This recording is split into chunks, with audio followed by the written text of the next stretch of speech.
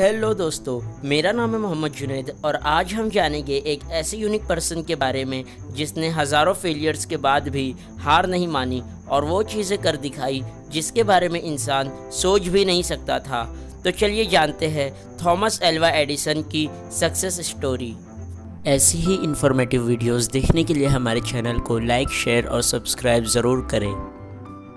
Thomas Edison का जन्म 11 फरवरी 1847 को अमेरिका में हुआ।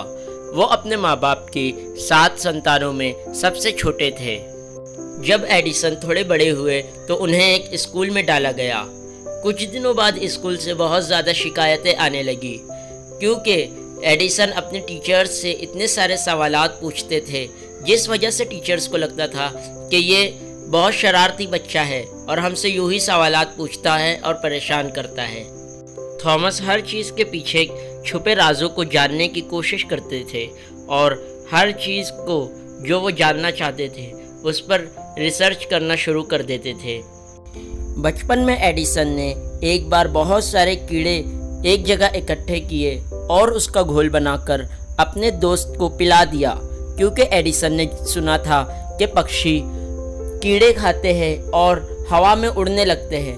तो इसी का प्रैक्टिकल करने के लिए उन्होंने अपने दोस्त को उसका घोल बनाकर दे दिया, लेकिन उनका दोस्त हवा में नहीं उड़ा बल्कि बीमार हो गया, जिस वजह से उन्हें बहुत ज़्यादा डांट भी सुननी पड़ी।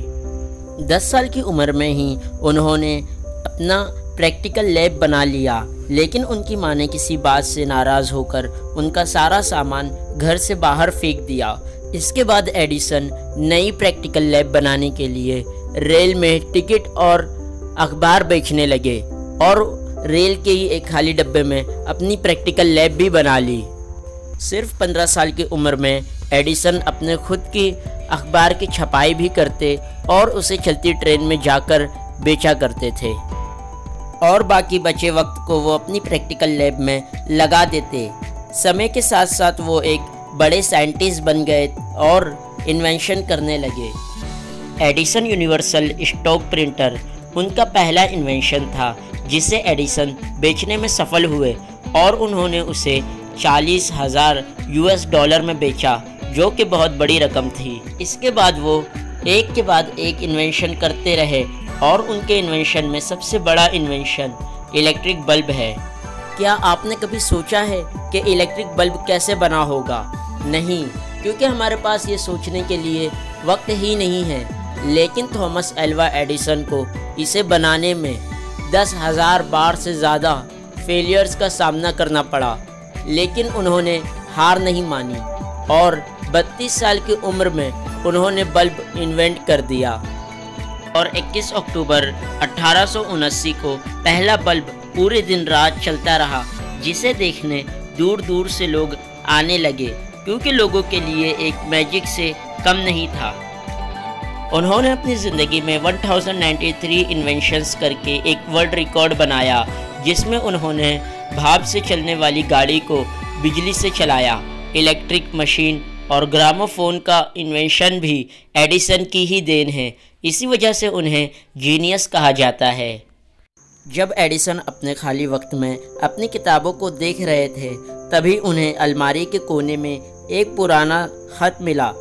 दोस्तों, ये वही ख़त था जो उनके बचपन में उनके टीचर ने उन्हें दिया था और उनकी माँ ने वो ख़त पढ़कर उन्हें बताया था कि टीचर ने लिखा है वो बहुत होशियार और जीनियस है, और ये कहकर रो भी रही थी। लेकिन उसमें जो लिखा था उसे पढ़कर एडिसन रोने लगे, क्योंकि उसमें लिखा था कि आपका बच्चा मेंटली वीक है, उसे अब कभी स्कूल में ना भेजें।